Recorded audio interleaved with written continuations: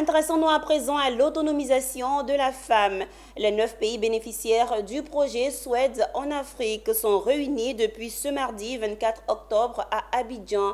À l'appel de l'UNFPA et ses partenaires, ils viennent partager leur expérience en matière de distribution de produits et services de santé dans le cadre du projet d'autonomisation des femmes et dividendes démographiques au Sahel. Cette rencontre régionale prendra fin le 26 octobre prochain. Le reportage est signé Konina Nourgo et Tima Traoré. Ils sont les soldats du projet Suède dans les 9 pays d'Afrique de l'Ouest et du Centre. À cette rencontre régionale d'Abidjan, organisée par l'UNFPA, ces représentants des pays Suède sont venus partager leur expérience de distribution au dernier kilomètre dans le cadre du projet d'autonomisation des femmes et dividendes démographiques au Sahel, Suède.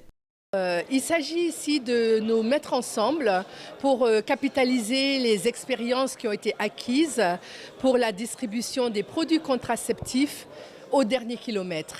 Alors, qu'est-ce que cela veut dire, cette distribution au dernier kilomètre?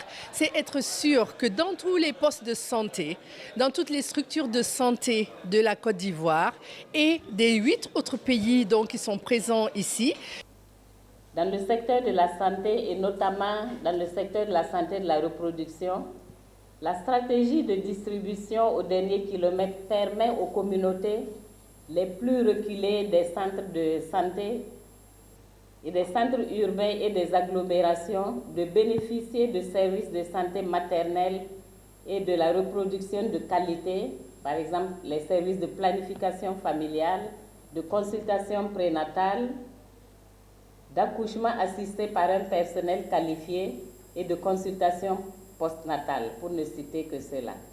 Le projet Suède entend promouvoir l'autonomisation de la femme et de la jeune fille. Pays hôte de cette rencontre, la Côte d'Ivoire accorde du prix à ce projet, selon la ministre Belmondo Dogo. Notre pays, la Côte d'Ivoire, soutient cette initiative qui soulagera nos communautés. En vue d'atteindre cet objectif, 2 modèles de distribution publique-privée ont été testés en Côte d'Ivoire et les résultats sont disponibles.